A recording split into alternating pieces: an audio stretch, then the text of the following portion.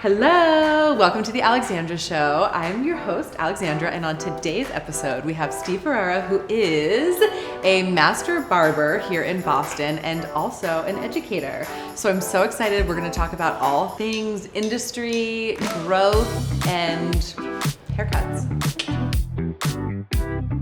Hi, welcome to the Alexandra Show. I'm your host, Alexandra, and today we have Steve Ferreira, who is a master barber, an educator, all the things in the industry, and we're excited to talk about all things hair, industry, education, and all that today. Excited to be here. Yay. Thanks for having me. Oh, you're welcome. So Steve and I met, I think back, was it 2017 or 18? Something like that. Something like it that. was a few years ago. It was pre-pandemic. Yeah, definitely. And we met at a class, right? It was actually at my old salon. We were taking a class with Jay Mahmood, who's like an incredible hair cutter. Amazing. And so he was teaching a class, and you and a bunch of guys from your barbershop came. Mm-hmm. And I was super impressed with that because a lot of barbers, I feel like now it's changing. Now it's changing, but I feel historically like barbers knew just how to do one thing and wouldn't necessarily take a class in like women's hair cutting or long hair cutting or anything like that. So I remember just being really, really impressed with you guys that you were even there. Thank you. Yeah, I mean, we just are super into, like, me and all my friends, like all like the barber homies are just like super into cutting hair. So we didn't really care. It's like, it's precision hair cutting, and you're just learning shapes and structure and moving weight around and stuff like that, and precision, and it really applies especially to like shorter hair cutting that you do in the barbershop. So we just kind of saw an opportunity to kind of marry the two things. Yeah. So we started showing up and taking like hairdressing classes. I know, I love it. Fun, you know? No, I love it. And I love that it's brought the industry together, because I do feel like, and I do feel like this is everywhere, not just Boston, that you know, it's like the one area in the world that's still kind of segregated, you know what I mean, in a lot of ways. Yeah. I mean, that's a whole nother conversation, you know, that's a different route. But like, even just with men's and women's hair cutting, you know, like people ask all the time, like, oh, do you guys do men's hair cutting? I'm like, oh yeah, it's all the same, you know, it's like, but I remember being really impressed with you guys, and I remember thinking like, oh, these guys have such like a dope style, like you're all like dressed and, you know, you're tatted up, but at the same time super professional. And then we became Instagram friends, like, you know, that's always how it goes. Yep. And just stayed in touch over the years. And then when I was opening Petalouda, I came to you in advance asking if you would do our men's cutting education. Yeah, and I gladly accepted because it's the best. So good. It's been fun. Yeah, no, really good. So I'm going to back up a little bit, and I want to hear about your journey in the hair industry, because we actually have a little bit more in common. Yeah. That we found out later in life. Well, I failed my way into it. I totally failed my way into it, like, that's for sure. Like, I went to college, I got out of Northeastern, where you went to. Yeah, and so that's what we discovered, that we were both in Northeastern at the same time. Yeah. I mean, Steve does have like a couple years on me, a few years on me. One or two. Like 5, whatever. And so we were in school at the same time, and it was so funny, because I was like, oh my God, were we like at the same frat parties? And he was like, definitely not. I was not at the frat party. I was not at the frat parties. I was like living in Alston at that point. I was doing more the hipster thing. But yeah, I mean, like I got out, and like I just could not. What did you study at Northeastern? Well, I went in originally as like a media arts and design major, and then I just burnt out on it. And I think it's interesting though, because I started out as psychology, and then was like, I don't want to be a therapist, and switched to communications. Yeah. But people ask me all the time, oh, like, what do you think you don't use your degree? And I'm like, psychology and communications, I use that shit every day. So I ended up, so it's kind of the same with you, like being in the media arts. Well, so I ended up very relevant. I ended up in sociology with a minor in communications, with an art background. So it's like literally using everything all day, every day. Like I'm actually using my degree, like not directly, like I'm not like I didn't go become like a college professor or a probation officer, which is what you would do, or a social worker. But like literally, I study people, I communicate with people, and I like draw all day because that's literally what haircutting is. You're just drawing all day. Like, So So you got out of college and you were like, I don't want to do any of those things. Nope. And then I worked and I needed a job. I didn't want to move home with my parents. I took a temp job at John Hancock in annuity broker services, which I didn't realize that I just got myself a call center job. Oh. But I kept failing up in that. They liked me, so they were like, you want to move to California? I moved to California for a year. My friend had a record label. It was kind of popping off back east, so I quit that. So I moved back east. I met my girlfriend, who's now my wife, also through him, and she's been cutting hair since like the 90s because she went to a vocational high school. Oh, that's awesome. See, people are sleeping on the vocational schools. You know, we had a different path where we went to college first and then got into hair. But the vocational schools, like, it's really incredible what you can do and come out of high school, because so many people don't know what they want to do with their lives, you know, and can put themselves into debt going to college and all this stuff, and then realizing, like, wait, I don't even like this at all, which is, again, why I think Northeastern is so awesome, because you get to do co-ops and potentially explore and see, like, do I like this thing or not before you go down a whole path. But vocational schools are amazing, and I think we need to bring more of it back. Yeah, I'm not gonna let my kid go to school and get herself into like $200,000 in debt. Right? Because like, it's like for what? You know? So yeah. So I don't know. I did that for a little bit. I had another job that didn't work out, and eventually my wife was just like, "You should just go to barber school." And I was like, "I can do that." And she was like, "Yeah." I was like, "All right." So that's how I got into that. Is literally I failed my way into barbering. But I think. So when was that? Oh, that was like 10 or 11 years ago at this point. That was a while. I mean, that's pretty impressive. 10 or 11 years, though. Yeah. I feel like that's pretty impressive for how far you've come in the industry. Thank you. I mean, I was cutting hair on the floor at a barber shop before I was even cutting hair on the floor in barber school. Come on. Yeah. How's that? Awful. Like, I got a crash course. It was like I was working at my man's shop in Everett. Long, who gave me my first shot working in the shop. I worked there for like a year and a half after school. He's a great guy. And it was like right before Thanksgiving, and he was like, "You have your stuff?" And I was like, "Oh," I thought I was sweeping and answering the phone. He's like, "Yeah." I only took like a couple of clients. I butchered all of them. Like again, I've just failed my way through this whole career. Everything I've done has just been a failure. But I keep failing up and making it better. I mean, I would beg to differ, but like, okay. A little humility goes a long way, you know. I mean, So I mean, I don't know. Like that's kind of how I got into it, and then I met up with Evan from Barbers then. My boy Drew had already started working there, and my wife's cousin did some early graphic design for the den, so I had a plug. When it was time for my next thing, I went over there. I did that for 6 years. I helped open up the Somerville location. I love those guys. And then it was time for my next thing. And that's when I met you, because you were working with Barbers Den. Yeah. And I was talking a little bit about the industry, and like, I love what you guys collectively have done to bring the industry together. Nice. And I think that is super powerful, and it just creates such a nice culture, because I think in a lot of industries, but specifically in artistic ones, people can look to each other as competition, which is just so foolish. Yeah. Because when we come together, we can all rise. Yeah. And we are not competition. You know, there are always more clients than there are stylists or barbers.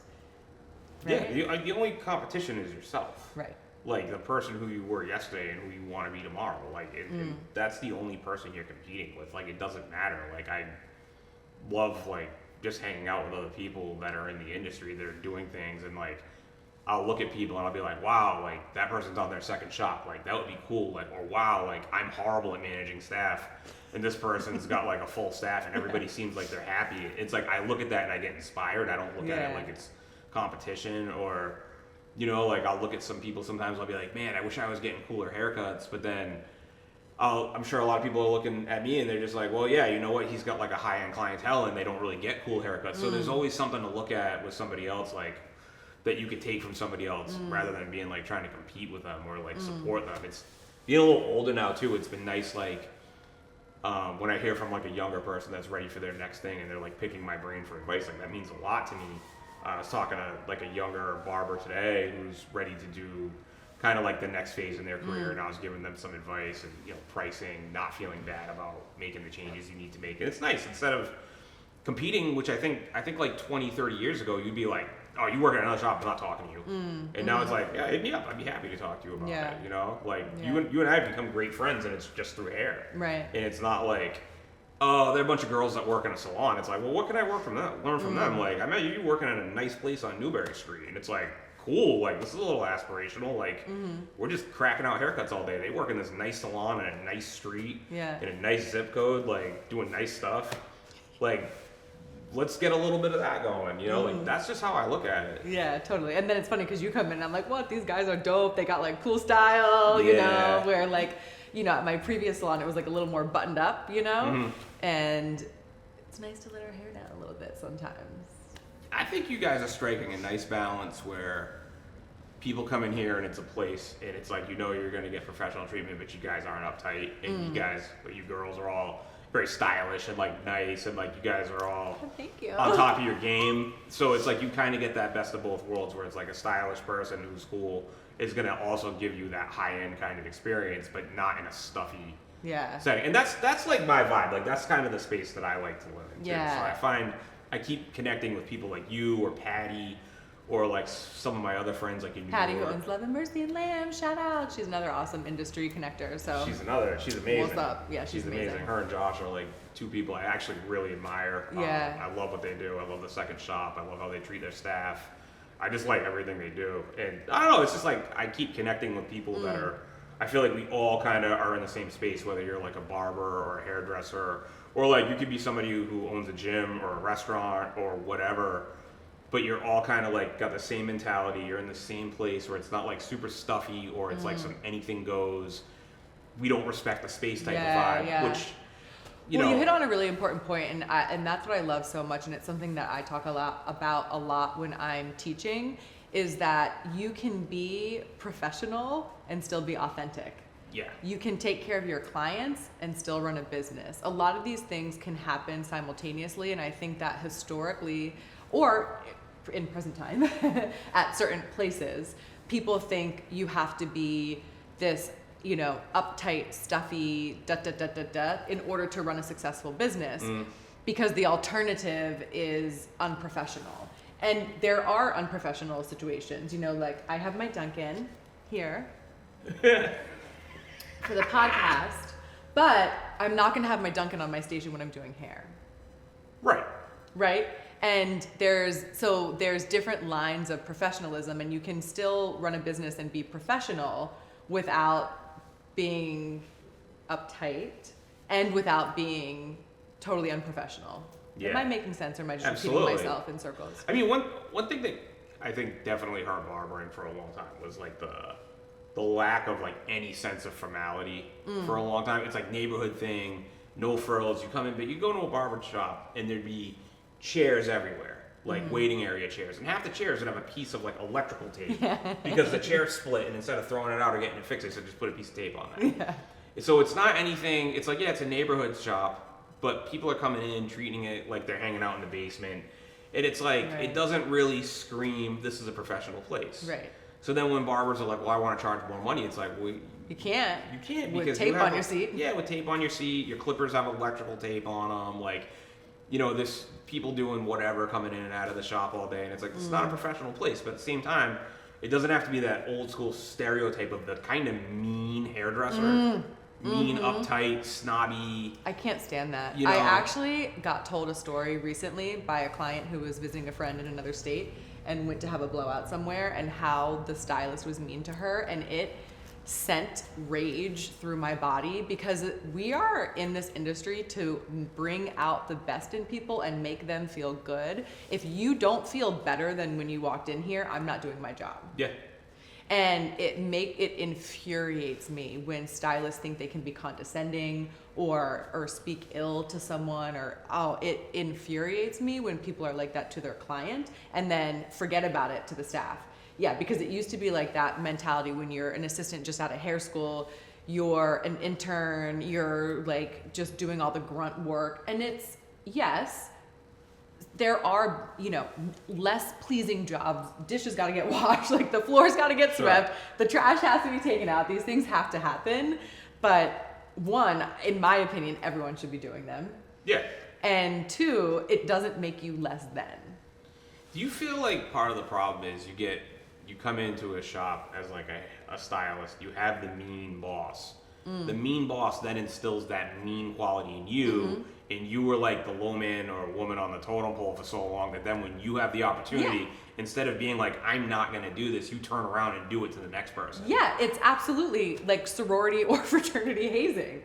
Where, oh, it happened to me, so now it's going to happen to someone else. It's like, well, fuck that. Break the cycle. It's just crazy. Break the cycle. I would never go pay a person for a service where I'm being made to feel like I'm an idiot.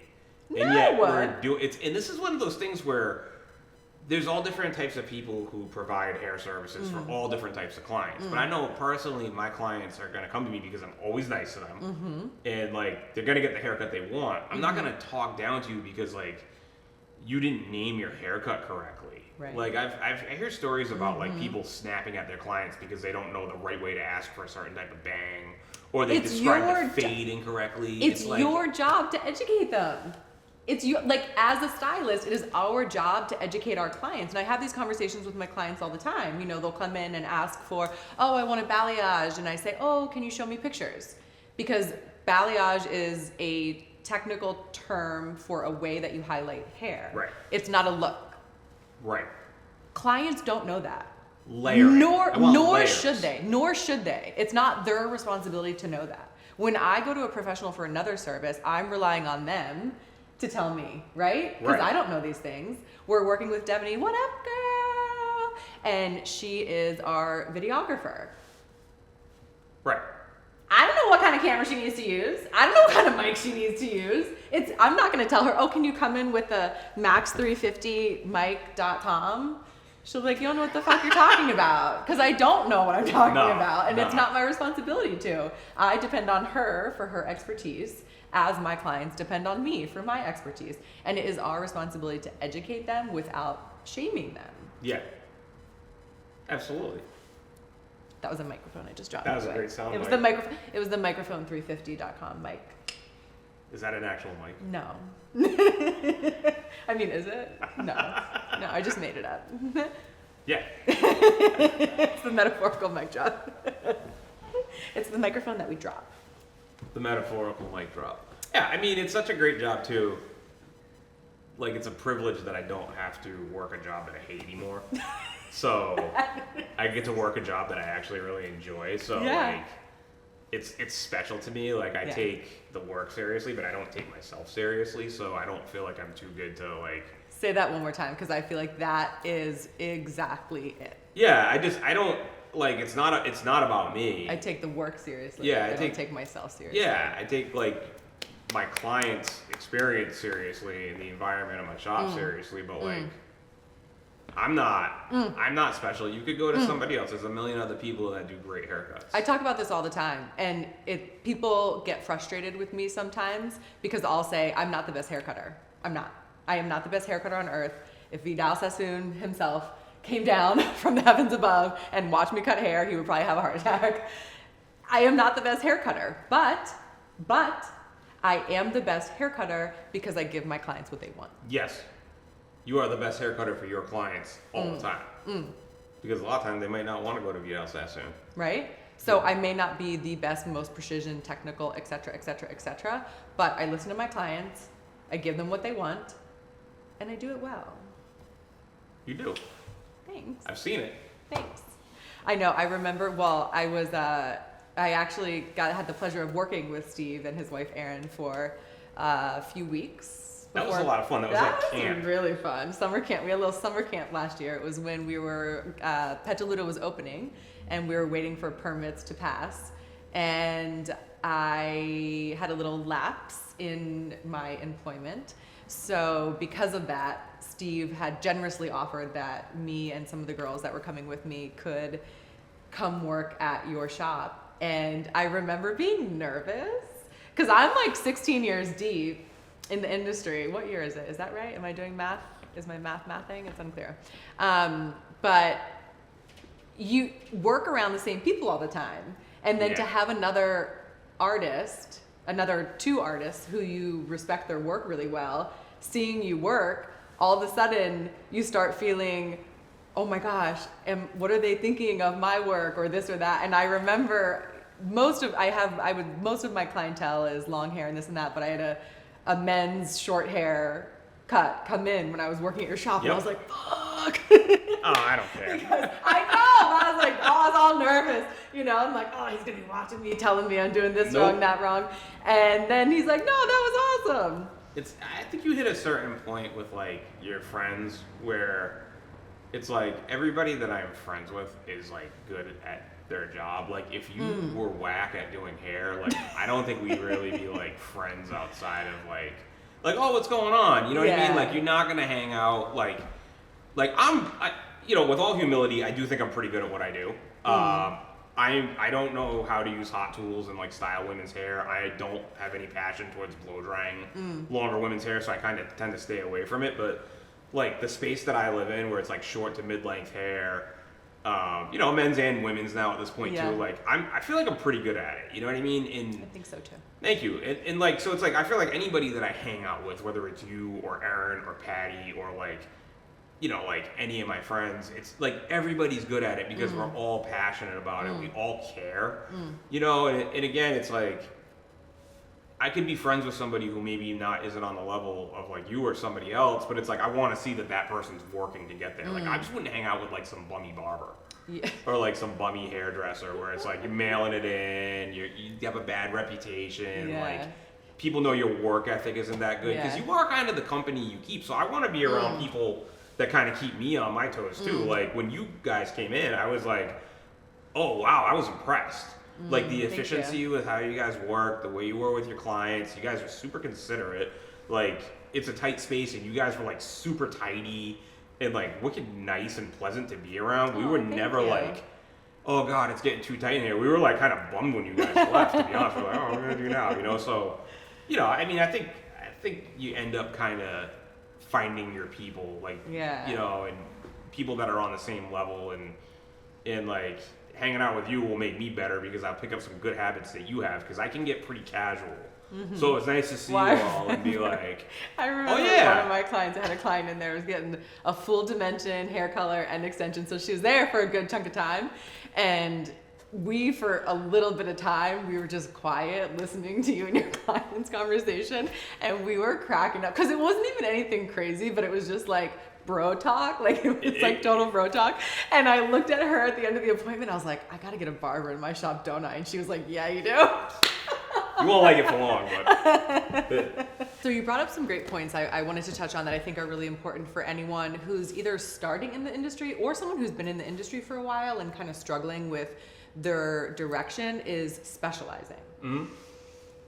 My opinion is that you should know how to do everything,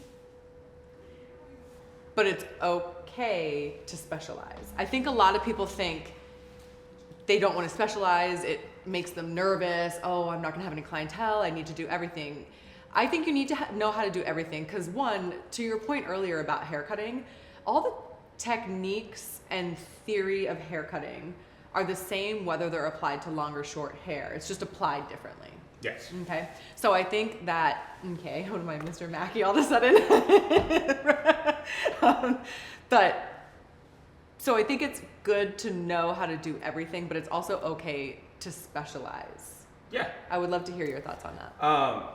It used to drive me crazy when I started out as a barber that I would struggle when someone wanted longer hair cutting. I knew I was bluffing my way through it.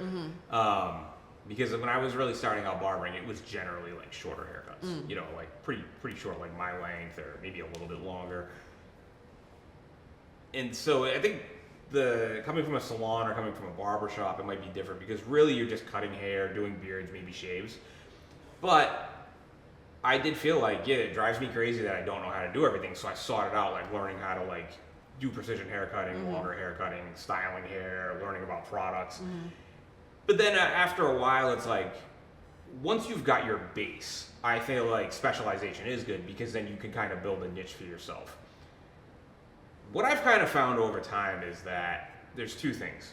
My clientele tends to be a little bit more white collar, so they're not getting like really funky haircuts. So when I get a younger person in that wants like a funky haircut, it's like, it's really fun for me because I don't get to do it all the time. Like that's not what I specialize in. Whereas I have friends that their clientele definitely has a more artsy look and they're doing vivids, they're doing really, really funky haircuts all, you know, all day, every day. So that's like more specialty work too. So like I specialize in just really clean haircutting, you know, like wearable haircuts, functional haircuts. Like that's what I really kind of pride myself on, like good grow outs. So I do consider that specialty work. But I think when you're first starting out, it's like you need to just kind of start doing everything. Well, and there's a piece of it, you kind of have to try everything to see what you like. Because you may think you like one thing and then you do it. You're like, oh, this is not actually what I thought it was. I think a lot of the time, too, it kind of comes down to you're going to build this clientele. And really a lot of it comes down to your personality and what personality you have with your clientele. And I can look across my clientele and I might have some outliers like here or there. But for the most part, I feel like if you took a bunch of my clients and put them all in the same room, they're all going to get along. Right. And you probably find that too. Absolutely. So I find that that's the real specialty work. It's just that because I'm deliberate in what I do and how I take photos of clients, it looks like I have more of like a look than maybe I even intended to. Right. But you end up specializing in certain looks. And then your clients are like, wow, you did a really good job on that haircut. Give me that too. Right. So you end up finding the things that you're good at, what you like, what you don't like. So you end up becoming a specialist whether you want or not. I think once you get to that certain point, it's good to kind of dig your heels in and be like, yeah, this is what I do. And that guy over there, if you want what I do, he's not going to be able to give it to you as well as I can. The same thing, I'm not going to be able to do what you do as well as you do. So it makes you more unique. So I think people should own that. Well, and it's also how you want to spend your days. Yeah. I like hair cutting. I don't love it. I never want to only do color and have another stylist cut my hair, because some cities and states and stylists, that's how they do. You go to one person for color and one person for hair cutting. I always want my hands on both. I don't want someone else cutting my color. But do I love a day of like 10 haircuts back to back? No. No, that seems to be the consensus among successful colorists, is that they're just like, oh my God, this is a lot. So I have a very small percentage of my clientele that comes in just for cuts, but most of my clientele are color cuts and then color cut extensions. That's how I love spending my days. Yeah, and I know on your side of things, specialization refers more to like, I'm just a cutter, I'm just a colorist. Like or even people that just do blondes. That's wild to me. You know, and I would say I'm blondes, brunettes, and I can give you like a hint of red, but if you want your hair red, you gotta see Morgan or Allison or like, it's not me. Yeah. And we have that in our bios because I think that's important. Yeah. It's not my strength. I'm not interested in it enough to pursue my education in it. And I like what I do enough that I would rather refer you to one of the other stylists at Petalouda. It's kind of funny because I think on the barber side, it's like you specialize in fades. Like there are some people where it's just like fade, but it's like in the barber side, you're doing so many haircuts. You never take that step back to be like, I specialize in really crispy outlines, I specialize in fades, or I specialize in men's regulars, which is a thing too. I remember the first time I heard that term, I never heard it. It's such a horrible term. It was one of my clients telling me her boyfriend or husband needed a new stylist because she said he just always goes in and asks for a men's regular or boy's regular. I was like, what the heck even is that? It's just it's literally a haircut. That's it. That's like the best way I can. Maybe I picture it with a part, like I picture like the financial banker haircut. Yes, politician haircut. Yeah, that is the haircut. I guess you don't have to take a practical exam anymore, but that's when you take your barber license exam, you have to do a men's regular, and you can only use the clipper to taper out the neck. You have to use scissors to go. It's kind of funny because I was like, oh, I'll never outline with scissors after this. I'm just going to use my trim. I use my scissors to outline all the time for people who don't want like a strong outline. It's so funny too. I've now been in the industry long enough to see trends come and go. And when I was in hair school, we weren't allowed to use our clippers. Like, I don't think I ever picked my clippers out of my toolkit. It was, you have to learn how to do a haircut with scissors only. And the way that they taught it at Paul Mitchell, and this may have changed by now, but was if someone's paying X amount of dollars for a haircut, it has to be with scissors. If you want clippers, you just go to the barber and they do a 2 all over, 1 all over, like whatever. And that was how it was thought of. But clipper work has now gotten so much more advanced. Yeah. And you can answer this for me. I don't know if it's gotten more advanced or if it's just gotten more publicly like advanced, or I would say so. I think it kind of depends. I think there was probably a little bit of truth in both. I think in the cities, like more urban barbershops, dudes are always doing like incredible crazy clipper work.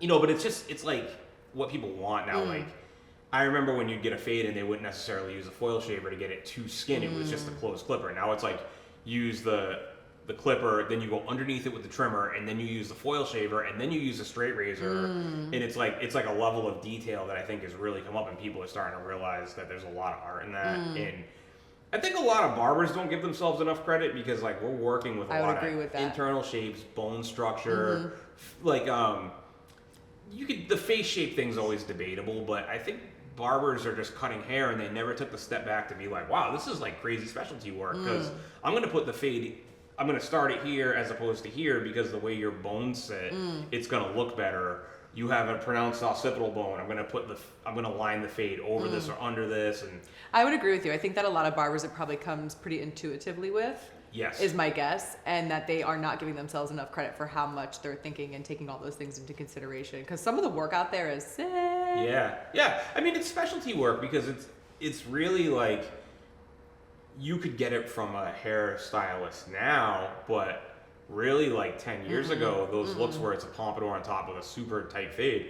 You couldn't find. That's when I had to learn how to use clippers. Yeah, you couldn't find that many places where the salon could give you that finish. And then a lot of the barbers couldn't do the scissor work. Right. So I decided I'm going to do both. Like that was literally like my whole game plan for barbering, and it's worked out, so yeah, it's interesting. It's like I like this little space that we're all in where it's just like people that are just like super into hair. I think barbering now with things getting so modern, it's more like the environment in the finish to the haircut, because you could use clippers as a hairdresser and the haircut's totally fine. But a barber is probably going to use the same tool and have a different appearance to the haircut. And at the end of the day, all a clipper is a tool. What's the difference between a clipper and a scissor at the end of the day? Whatever. Like, I'd rather have a good haircut with a clipper than a bad haircut with a scissor. Yeah, absolutely. And vice versa. Like, I could do your haircut with a clipper if I wanted to, but I don't think it's really the right tool for the job. Enjoy that experience. I might be a little. You might love it. I might be terrified. Yeah. Honestly. I know. I'm joking. Yeah. So it's all. I don't even let anybody cut my hair. You kidding? I'm like, sew those extensions in. Let the ends fall off. I know, right? I'm the worst client. Art, don't you think hairstylists are the worst clients? Yeah, probably. Yeah, probably. You guys right? Well, I mean, I never get haircuts. I never get, it's like a miracle that I managed to get a haircut before. I was like, oh, you have to go get a haircut. Yeah. Before you go on a hair interview. You can't show up like that's the sign that your barber or hairstylist is like doing a good job is if they don't have a haircut. Yeah. Unless they're like 20 and they're going out all the time. It's like, yeah, then you're supposed to just be cutting each other up at the end of the day. Yeah. On Friday night and then working hungover on Saturday. That's what you're supposed to do. But like at this stage in the game, if you're I mean, I'm 7 years deep in not drinking, but I only came into work hungover once. I never made that mistake again. I mean, my hangovers were also epically massive, which is why I don't drink anymore. But I made that mistake once, and I was like, oh, this is not the job to be hungover for. I made the mistake several times before I finally stopped drinking last year. So yeah, I'm with you. I can't wait to be 7 years in. There you go. I feel like I got my brain back. It's crazy, isn't it? It's crazy. Crazy. Wild. I'm like, man, how much of my life I wasted. You get so much more done. Because I feel like one night of partying pushes you back 2 weeks. Days, weeks, yeah. It's like you wanted to do that podcast, and it's like, yeah, it's good to go out and enjoy yourself, but then it's like, you wanted to do that podcast on Sunday, but you went out on Friday, so now everything you were going to do on Saturday gets done Sunday. The podcast is getting pushed.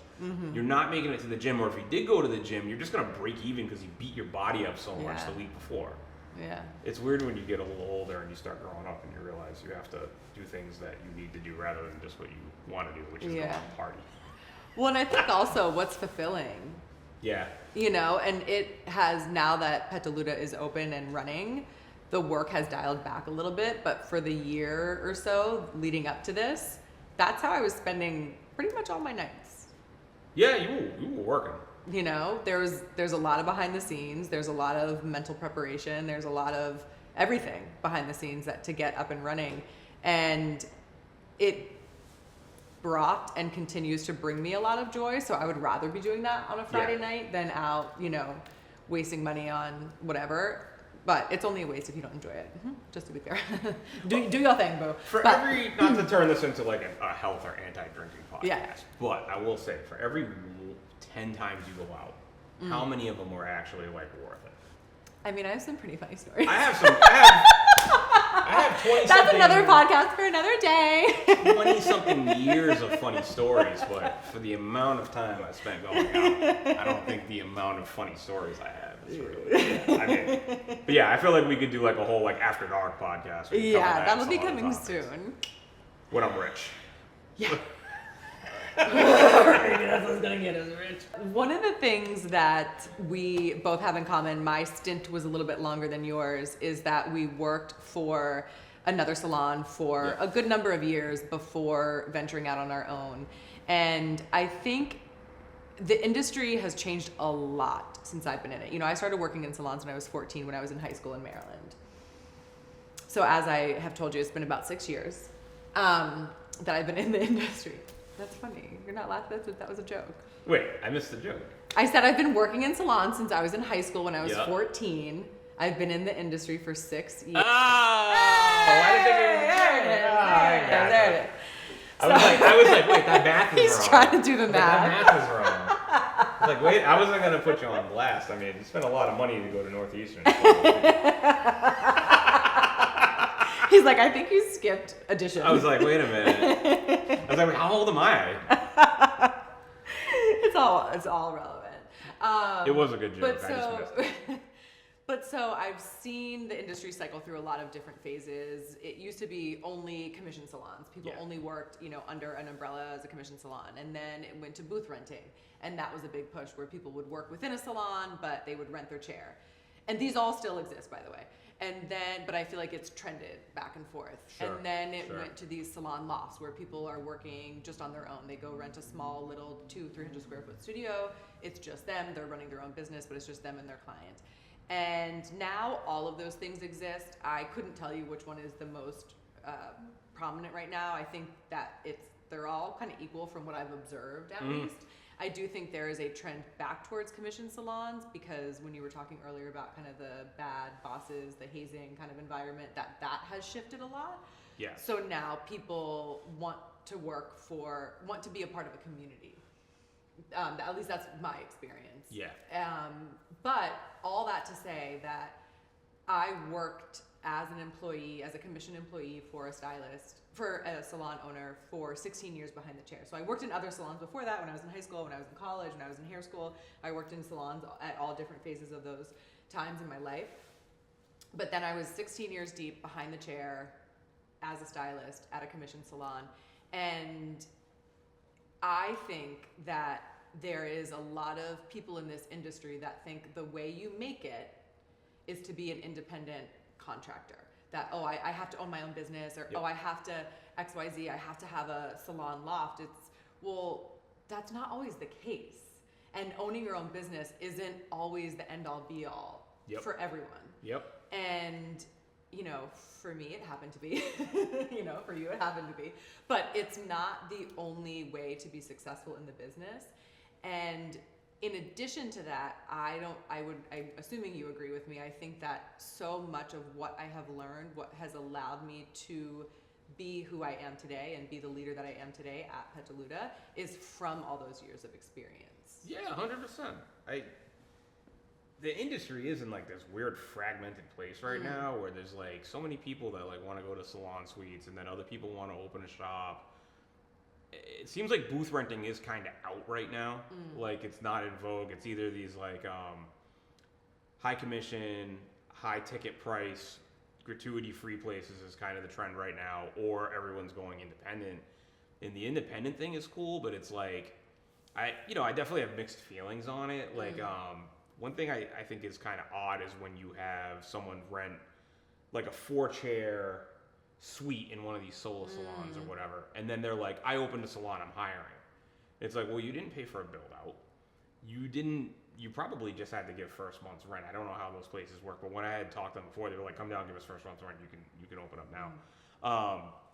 That was a few years ago, so I don't know if it's changed. And it's like, well, how are you didn't pay for the build out the way you paid for a build out, which can be, this is a nice place. I'm pretty sure you're into it for a couple bucks. Yeah, a couple. So to turn around and be like, you didn't pay for anything, you're not giving them anything, but then you want to take a commission off of them. And the rents at a lot of these like suite places are astronomical. When you break down the square footage for what you're paying. It's like you would have been way better off if you just took out that loan and built that shop and paid it back slowly over time, in my opinion. And I think Instagram makes it so everyone feels like they have to be a breakout star. They don't want to work for anybody else. They don't want to put that time in. I always felt like I wasn't ready, like I wasn't good enough. You know, there's also like a thing where there's this kind of dated thing where it's like, maybe in barbershops, like, oh, the best barber has to be the owner. And it's like, well, who's the best barber? Like, what does that even mean? Right. Like, you know, like, oh, he must be the best, he's the owner. It's like, well, no, the mayor of the city doesn't come down and say, well, you're the best barber, so we're going to give you a barbershop. Like, you know, so there's a lot of these things, I think a lot of the time. I thought that's what happened to you. You don't have a key, you don't have the barber's key. No, I haven't, Mayor Wu hasn't given me the key to the city yet. I'm waiting. What's up, Brookline? I got that key. It's, I think a lot of the time, like, what we're talking about is just, like, ego. It's like, I have to be independent. I can't work for somebody else. Or people going out. It seems like a lot of people are going out way too early. They don't know how to run a business. They don't really know how to do anything except for, like, basic services. And then all of a sudden, it's like, you're ready? Like, how are you ready? I know people that have worked at major salons that stay there for, like, 10 years. And it's, you know, and some people, it's like, I think you're someone that was destined to own a shop. Like, it's just in you. It's just in you to own your own place, and like you have a great staff, and it seems like you guys are running things really well. Whereas for other people, it's like, we're really happy. It's like they're just trying to force their will. Like, I'm gonna have a shop, I'm gonna have a bunch of staff, they're gonna do what I tell them to do. I don't care. I'll be the bad guy. And it's like, are you managing people, or are you being reactive when things aren't going right? Like, there's a lot of things that I'm seeing. Well, and that's what I mean. My long-term goal, and this is actually because after I got my degree and then I worked for many years, and back in 2018 I actually went back to Northeastern and I got a certificate from their business school. So I didn't get a full MBA, but I got like half an MBA. And because I was like, I don't know jack about accounting. I didn't take any class. And I was like, I want to know enough about it. I'm going to hire an accountant, but I would like to understand my books enough to know, like, I'm not getting robbed, because that also happens to people. And I think that something in our industry, again, I was at the beginning talking about these vocational schools. I think they're super important. My long-term goal for this industry is to make hairdressing a 4-year degree where you're learning the technical, how to cut hair, but you're also learning accounting, you're learning marketing, you're learning business, you're learning leadership. You're learning all those things, because I think that historically what happens is someone becomes the busiest stylist in a salon, right? And they're looking around going, why am I not making, I'm making more money. Or I've hit a wall, I can't make more money here. Right, but I'm not being treated any differently from other people, other stylists. And I've hit a wall, I can't make any more money. Okay, so boom, bye, I'm gonna go open a salon. And a lot of those salons unfortunately fail because they don't understand how to run a business. Right. And that's why I did all those things in my education, so that I could be a little bit more prepared. So at least now when I'm talking to my accountant, I at least know what she's talking about. Yes. I kind of know, and I actually talked about this a little bit on one of my previous podcasts with Meg Huell about what the tipping point was for me. And there was a couple tipping points for me, but one of them, I'm not saying I'm the best, but I was seeing that I couldn't fit any more clients on my book. My clients were referring people to me. They couldn't get in with me, and so they were going to other stylists at the salon, which again, this is how a healthy salon works. I always benefited from the overflow from my boss and from more senior stylists at the salon. That's how I got a lot of my clientele, because they couldn't get in with them, or they wanted a less expensive price, so they would come with me, and then that overflow, that trickle down, right? That's how the salon works. But it got to a point where I was like, damn, I am feeding so many stylists their clientele. That's a business decision. That's not an ego decision when it's time for you to go open up your shop. Right. That is, the writing is on the wall. It's time for me to do my next thing. And you had the desire to do it. Right. So it makes sense. Right. So what was that tipping point for you? Well, it was different, because what had happened was my wife had worked in the space that we were in previously under a different owner. She went to the next block with her friend and helped her open up a shop. The owner she worked with had actually relocated out to Brookline. A new person took it over, wasn't working out. We had basically like a couple of days, and I was like, get it, take it. Originally, I wasn't going to have anything to do with it. I was going to stay at the Barber's Den, and it was great. Pandemic hit 6 months after we opened the place up. We had 1 month to turn it around. Put new floors in, threw some paint on, did what we could with it, limited budget. Like, this was one of those things where it was like, you've been saying you want this space for years. It's available. Go get it. Go get it. And it's like, it was a family business, but it was really her place. Like, I think sometimes there's been some confusion about that. Like, people act like I was there from the start, and I wasn't. There was another booth renter there. They ended up leaving after the pandemic. Didn't have anybody, and I saw her just in there by herself, and I was like, this doesn't make sense. She's paying all the rent. I love the shop. I love the homies, but I knew I needed to do the next thing. I wanted to be around less people. Like I've been saying, I'm not that interested in having a staff. Maybe like one person, if it's the right person, maybe two. And it was just time to do the next thing. And I was like, all right, so I'm gonna go to the shop. And we've changed everything, and some things have worked and some things didn't work. We've renovated a lot, and it's been great, but I just knew it was time for something else. And I knew that no matter what, I think sometimes maybe I want to do things a little bit differently than the shop, and I wanted to focus on myself. And you have to take yourself out of that, because it's not all about me when you're working at a shop with the guys. Right. So in order for me to focus on myself, start doing more education, kind of have my own brand, it was time for me to go. And that's how I ended up. Yeah.